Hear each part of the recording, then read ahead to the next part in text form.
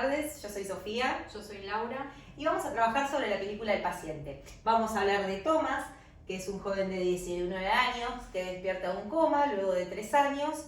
Él se encuentra internado y con el cuerpo completamente inmovilizado. En la escena se ve a Ana, su psicóloga, que es la encargada de contarle que toda su familia ha sido asesinada y que él es el único superviviente de aquella noche.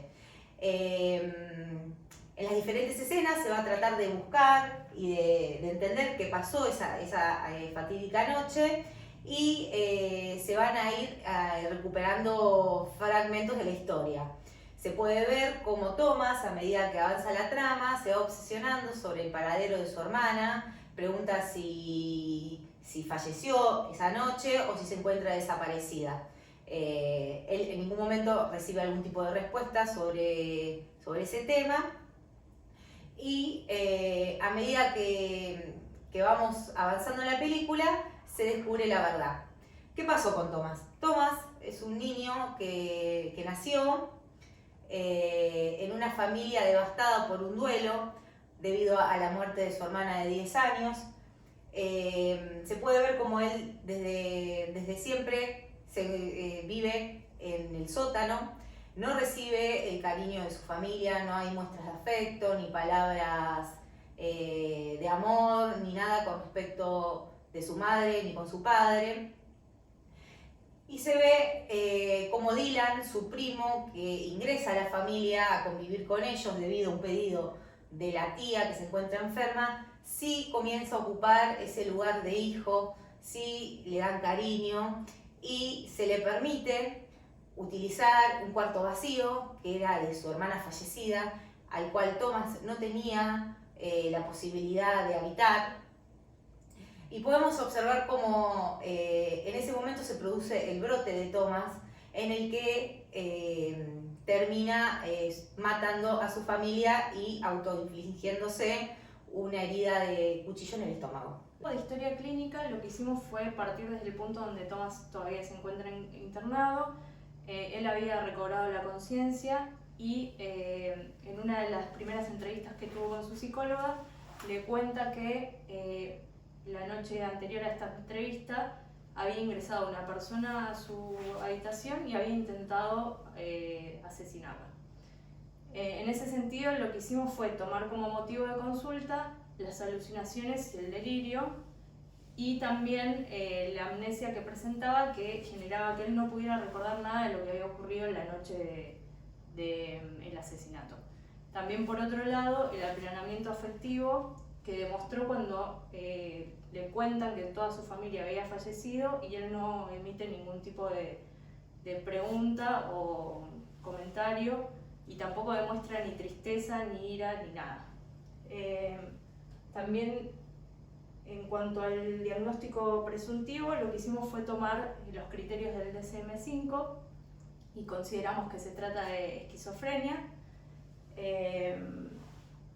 Y finalmente, para las indicaciones terapéuticas, lo que hicimos fue tener en cuenta que se necesita hacer un tratamiento terapéutico constante, donde haya un seguimiento diario y esté vinculado con la participación interdisciplinaria del área clínica, el área de psiquiatría, para poder darle los fármacos que necesita.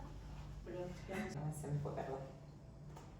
Bueno, vamos a hablar un poco de semiología. Lo que fuimos recabando de información corresponde al manual de psiquiatría de Farer. Podemos decir que Thomas, que nuestro paciente, presenta una serie de síntomas y manifestaciones clínicas que indican una condición psiquiátrica severa y una disminución significativa en el funcionamiento tanto psicológico como emocional. Podemos ver que presenta anedonia, lo que se traduce en una falta de incapacidad para expresar emociones. También tiene alteraciones en las funciones cognitivas, está desorientado temporal-espacialmente, tiene confusiones entre el pasado y el presente y tiene una pérdida significativa de memoria que se traduce en hipopnesia. También tiene dificultades para distinguir entre la fantasía y la realidad y tiene la habilidad atentiva con fluctuaciones notables en su atención. Relata alucinaciones y alteraciones sensoriales, incluyendo percepciones sin objeto, en los ámbitos visuales, sinestésicos y auditivos. En particular cuando relata las escenas con su hermana. También tiene contenido delirante, con la creencia de que un hombre lo sigue para lastimarlo.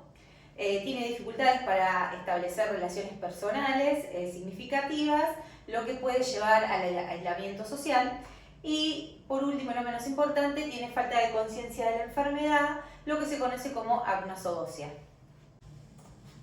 Bueno, para la articulación conceptual lo que hicimos fue tomar diferentes fragmentos de la película y vincularlos a los conceptos que nos pedían.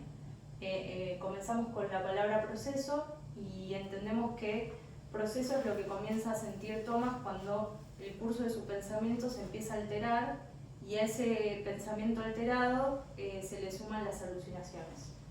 En cuanto a las palabras brote y crisis, entendemos que se trata de un brote porque se presenta de manera súbita y además logra cambiar el funcionamiento psíquico de Thomas y su personalidad de manera paulatina.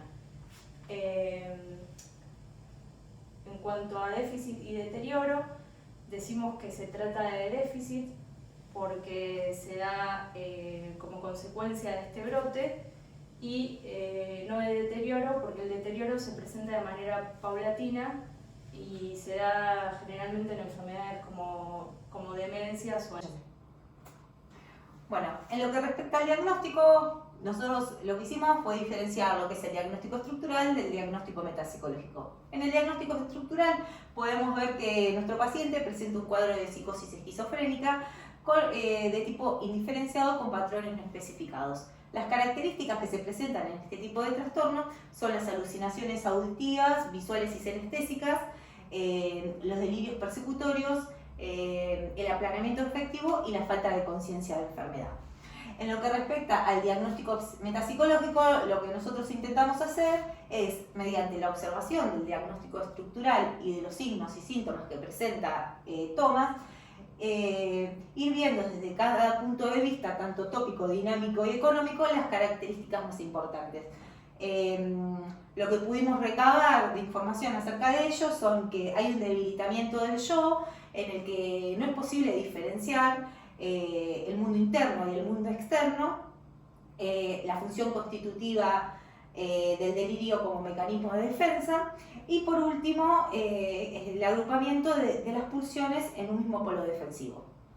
En cuanto a las categorías diagnósticas, lo que hicimos fue comparar tanto el DSM-4 como el DSM-5 y en ese sentido fuimos descartando una serie de trastornos porque los signos y síntomas que tenía Thomas no se ajustaban a los criterios que figuraban allí. Creemos que el DSM-5 se ajusta mejor a lo que nosotros consideramos como el trastorno que caracteriza a Thomas. Y bueno, en ese sentido lo que decidimos fue poner esquizofrenia en el eje 1 y el eje 2 y bueno, en el eje número 4 los problemas relativos al grupo primario de apoyo.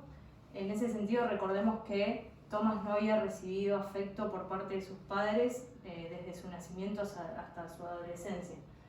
Y en el eje número 5, que es la escala de evaluación de la actividad global, decimos que se encuentra en un nivel 30 porque sus ideas delirantes o su conducta influida por estas ideas están alterando gravemente su conducta y su personalidad. Bueno, como vimos, hicimos un recorrido a través de todo el trabajo, fuimos hablando de la historia clínica, de la semiología, de los signos y síntomas que fuimos viendo, las diferencias entre los diagnósticos, cómo trabajamos desde los criterios del manual diagnóstico de DSM-4 y de DSM-5, y lo que continúa es una serie de indicaciones y sugerencias que consideramos nosotros asertivas para esta situación.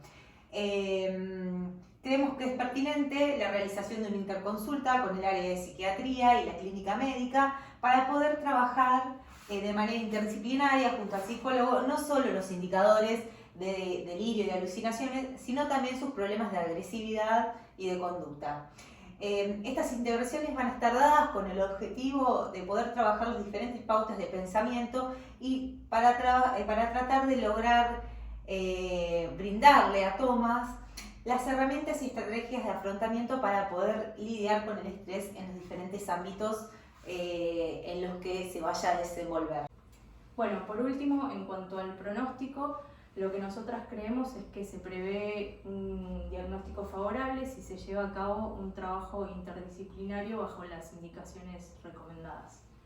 Y también teniendo en cuenta el trabajo del tratamiento psicofarmacológico y el sostenimiento del evaluado bajo una red de contención. Esto no quiere decir que con el tiempo el paciente no vuelva a tener recaídas y surjan ocasionalmente nuevos brotes que impliquen un riesgo para sí mismo y para otros y que deriven en una internación. Muchas gracias. Gracias.